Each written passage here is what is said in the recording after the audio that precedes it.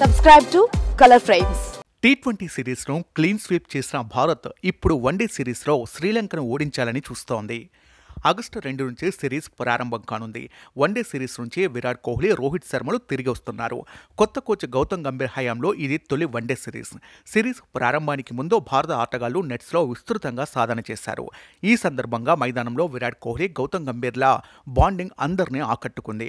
వాస్తవానికి ఈ లెజెండ్స్ తరచూ వివాదాలతో వార్తల్లో నిలుస్తుంటారు. ఐపీఎల్లో ఇద్దరూ చాలాసార్లు గొడవ పడ్డారు.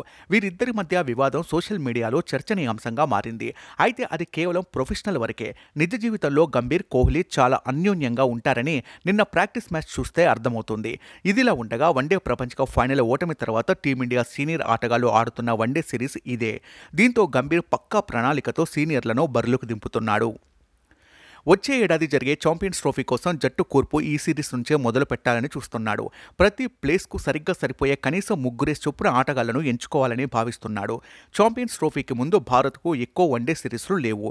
దీంతో ఖచ్చితంగా లంక టూర్ నుంచే జట్టు కూర్పుపై క్లారిటీ తెచ్చుకోవాల్సిన పరిస్థితి నెలకొంది. బ్యాటింగ్, బౌలింగ్ విభాగాల్లో సీనియర్, యువ ఆటగాళ్ల రూపంలో ఆప్షన్స్ బాగానే ఉన్నా వారిలో ఎంతమంది అంచనాల మేర రాణిస్తారనేది చూడాలి. ముఖ్యంగా T20 టీం నుంచి వన్డే సిరీస్కు ఎంపికైన కొందరు ఆటగాళ్లకు గంభీర్ తుది జట్టులో అవకాశాలు ఇస్తాడా అనేది ఆసక్తిగా మారింది. వీడియో మీకు నచ్చినట్లయితే ప్లీజ్ లైక్ చేయండి, షేర్ చేయండి, కామెంట్ చేయండి.